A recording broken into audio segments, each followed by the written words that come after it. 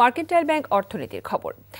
সংশোধিত শ্রম আইন, এলডিসি গ্রাজুয়েশন ও চট্টগ্রাম বন্দরের মাশুল বৃদ্ধির সিদ্ধান্ত পুনর্বিবেচনার জন্য সরকারের প্রতি আহ্বান জানিয়েছে তৈরি পোশাক শিল্প মালিকদের সংগঠন বিজিএমইএ। দুপুরে বিজিএমইএ কমপ্লেক্সের নুরুল কাদের অডিটোরিয়ামে আয়োজিত সংবাদ সম্মেলনে এই আহ্বান জানান সংগঠনটির সভাপতি মাহমুদ হাসান খান।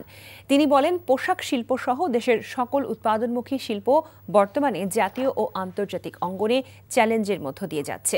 এই অবস্থায় নতুন শ্রম আইনের ফলে শিল্পে অস্থিতিশীলতা তৈরি করার পাশাপাশি উৎপাদন ব্যাহত হবে।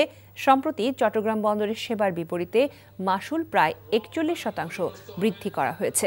ব্যবসায়ীদের সঙ্গে আলোচনা ছাড়া এমন একতরফা সিদ্ধান্ত শিল্প ও অর্থনীতির জন্য কল্যাণকর নয় বলে মন্তব্য করেন তিনি। এছাড়া সব রপ্তানিমুখী শিল্প খাতের পক্ষ থেকে প্রস্তুতি সম্পন্ন না হওয়া পর্যন্ত এলডিসি উত্তরণের সময়সীমা কমপক্ষে আরও 3 বছর পিছিয়ে দেওয়ার জন্য অনুরোধ জানান ব্যবসায়ীরা। বান্ডেল থাকলে প্রতি সেনমানিতে টাকা বাঁচবে। বিকাশ সেনমানি বান্ডেল কিনে জিতুন প্রতি লেনদেনে।